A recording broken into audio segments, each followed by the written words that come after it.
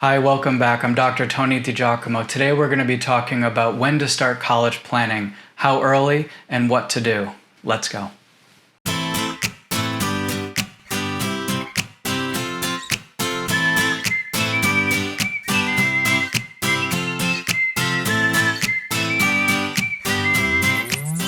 One of the big questions we have as parents is when to begin doing something. For example, when to begin college planning.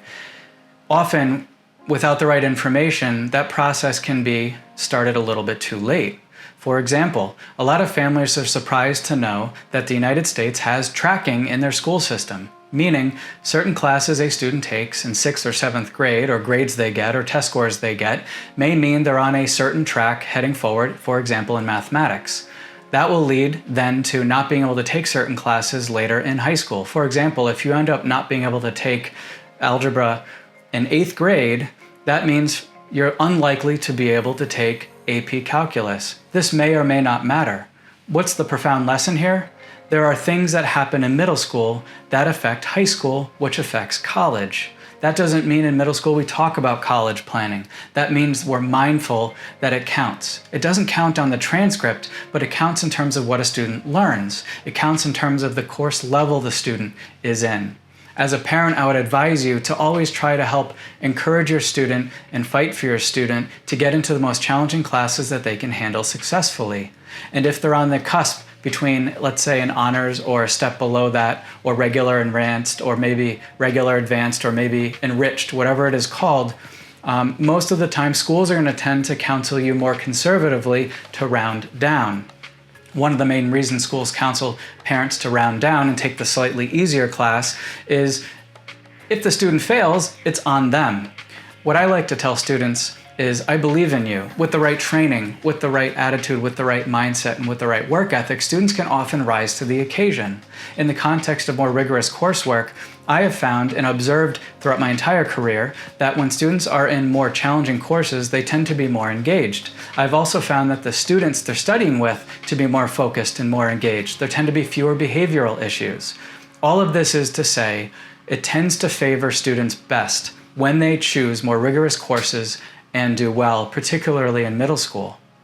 Which comes back to the question, when to start college planning? Well, how do we define college planning? One of the ways of thinking about college planning is decisions that are made which end up affecting later choices a student can make. So we just talked about middle school. How does this affect high school? Freshman and sophomore year, it's about the grades, the fundamental deep learning that happens when a student does well in school, and how it shapes later the GPA they end up having, which will filter the colleges to which they're eligible to consider. The better students do freshman and sophomore year in high school, the better foundation they have to stand upon for junior and senior year. And while junior and senior year grades count for the most, especially because those are the years where students are eligible to take courses such as AP or advanced placement, what's most important to understand is a lot of the standardized tests that a student must take, for example, ACT or SAT or even SAT subject tests, are based on math and reading skills that go all the way back to 7th grade.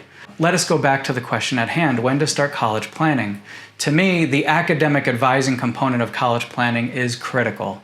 But the question of which career, which major, which college, and how this all comes together, that effort really begins after the PSAT in October of sophomore year. Only then can we gently begin the discussion of what are your interests? What may you wish to pursue? Let's talk to a few people in the field that are doing what you might be interested in and see, does that inspire you? Does that seem interesting to you?